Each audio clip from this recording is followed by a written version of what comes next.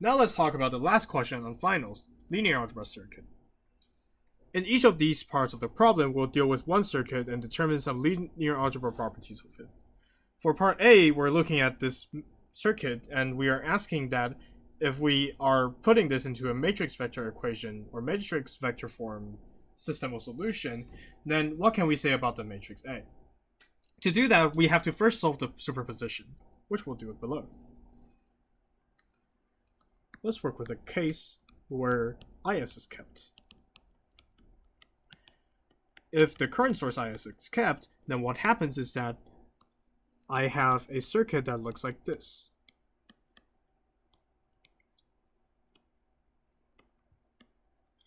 The voltage source is nulled, so it's going to be a wire. Meanwhile, I have U1 and U2 here, and these resistors have the same resistance.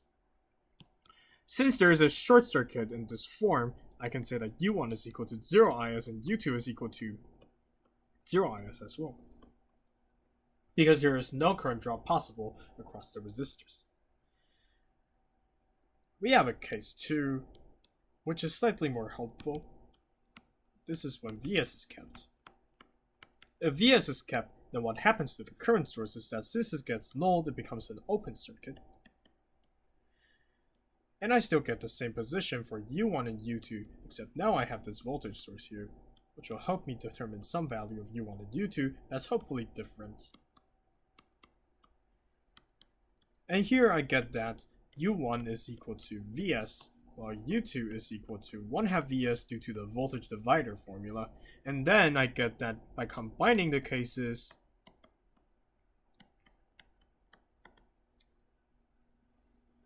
I get that U1 is equal to 1 Vs plus 0 Is. Let's write this out first. So 1 Vs plus 0 Is, while U2 is 1/2 Vs plus 0 Is. Oh, okay. So now let's try to Gaussian eliminate this matrix A with the system it's accompanying. U1 and U2 are supposed to be arbitrary values. I'm just trying to solve it with the superposition of both that might give me some surprising results. First of all, Gaussian eliminate this matrix so that I get something like this. U2 minus 1/2 U2. So here, I could have infinite solutions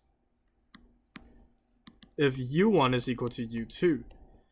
Because in that way, I have a 0 row that's saying 0x plus 0y is equal to 0, or that 0vs plus 0is is equal to 0. Well, of course I know that's true, but then we also don't get some kind of value for is. So since that happens, we will then say that we have infinite solutions, such that the current actually doesn't matter in the solution. However, we would actually get no solution. Oh, sorry, this should be U1 is equal to 2U2. However, we'll get no solution if U1 is not equal to 2U2, because then we'll have a contradiction formed in the last row where 0is plus 0vs is equal to some non-zero value. So the correct statement for this case is statement 5, which is that this matrix can have either infinite or no solutions. So again, it's infinite solutions if U1 is equal to U2, because then I have a 0 row that tells me 0vs plus 0is is equal to 0. And therefore, this matrix gives me no information about the current that is from is. And thus, the current source current could really be anything as long as you don't burn your wire. So we know that statement 5 is the most qualified statement. Or just the best statement. Now let's move on to part B. Part B would deal with a different circuit. We deal with this circuit where x is equal to Vs1, Vs2, and U is equal to, again, this two set of nodes. Construct an A such that Ax is equal to U. And then, for this A and a given U0, find an A such that the matrix equation has a solution where the vector is in a span, or is a multiple of this vector that is A 0.5. Actually, we don't even need superposition to solve this, because I know that if I ground this node, which I should, then VS1 is equal to VS1 is equal to U1 minus 0, while VS2 is also equal to U2 minus 0. Or if I really need to not ground this node and call it some kind of other node called UX, then I could still get the solution that VS1 is equal to VS2, just because the starting and the ending node of these two voltage sources are the same. If so, then if VS2 is equal to 0.5, then that means VS1 must be equal to 0.5 since they must be equal to each other. So then we get that the vector that contains VS1 and VS2 should be in the span of some vector that is a multiple of 1, 1. In this case, A should then be equal to 0.5 such that VS1 is equal to VS2. Now we have solved part B. Let's move on to part C. Part C, we face a slightly more difficult case where we have to solve superposition again. And then we might decide something upon the properties of A, U1, and U2. Let's get ahead with it. I'm going to work on part C and solve the superposition I have here. First, I'm going to have the case where I keep IS. If I keep IS, then VS is going to be nulled into a wire. I have U1 here. I have resistance R here. I have U2 here. I have another resistance R here. I have another current source IS here. And then I ground the entire node here. Since the two paths have the same resistance being R, my current flowing through each resistor would then be 1 over 2 IS. And again, that's because the amount of the resistance along each path is equal. I get that U2 is equal to IS times R parallel R, because I can actually shape this, I can actually redraw the circuit, rearrange it to something that looks like this. This is U2. I'm going to have a parallel here. R. And then U1 is actually the ground node here.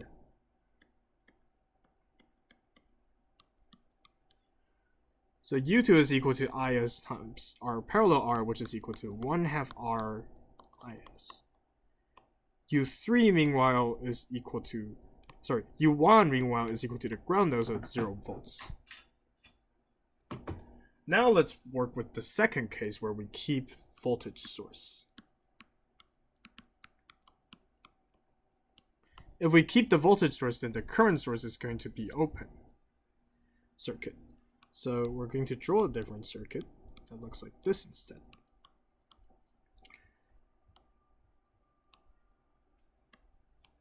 This is R, this is another R, and I have an IS here.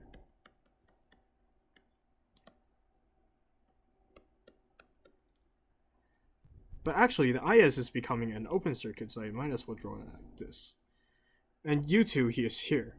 So I know that U1 is equal to VS, while U2 via the voltage divider should be 1/2 VS. Now I'm going to combine the two. Well, actually, it's not just 1/2 VS. Oh yeah, it is just 1/2 VS. Okay, so now I'm going to combine the two cases.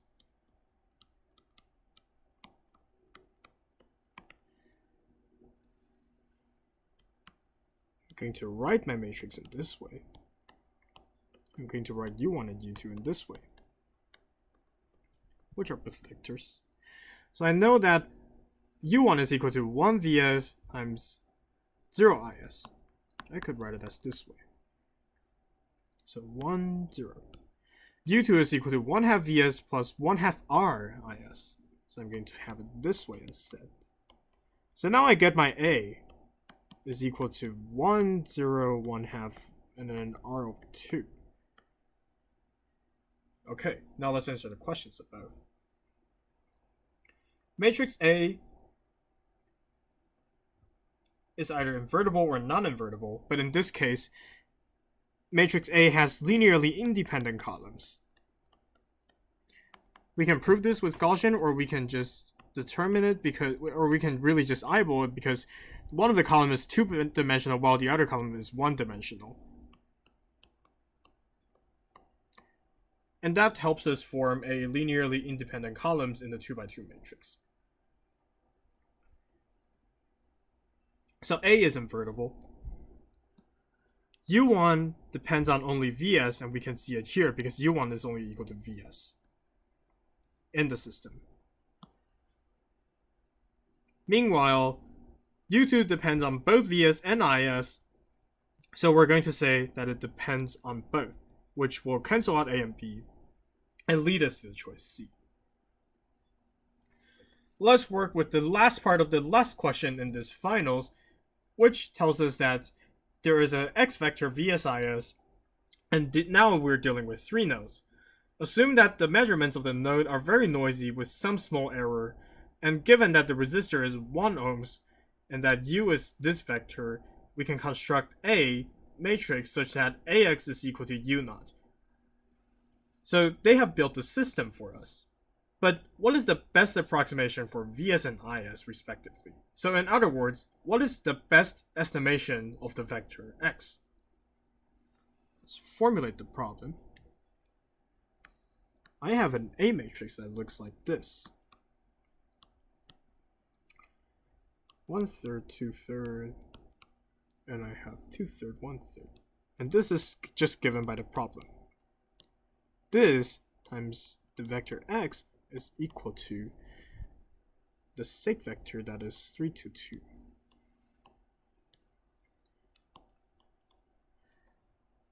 Actually, and then the best estimation could be calculated by some method, but we need to decide what method that is. But actually, since X is a 2-dimensional vector, we're actually dealing with something that's really weird because B is a 3-dimensional vector pointing up, or U in this case is a 3-dimensional vector pointing up, while my column space is a plane that is made by 2 3-dimensional vectors. And U is equal to AX, but I need an estimation of X such that I have A times X hat on the estimation is equal to U hat, such that U hat has the least error with U. Doesn't this problem formulation look very familiar somewhere? It actually is the least squares. It actually is a least squares problem. Now we're trying to find the best estimation of X, which is X hat, such that we can get U hat to have the minimum error from the actual vector U. And we have learned that X hat is supposed to be equal to A transpose A inverse times A transpose B. But now B's position is being substituted by the letter U. So we just have to compute this vector. And actually, we might use U naught here because U naught is the specific name of the vector 322. So we just compute this matrix and vector. And in the original test, we were given some information or some shortcut about the computation, so we didn't need to worry about computation that much. But after you grind the computation out, we'll get that the vector is equal to 17 over 6 and 4 over 3. And this is the best estimation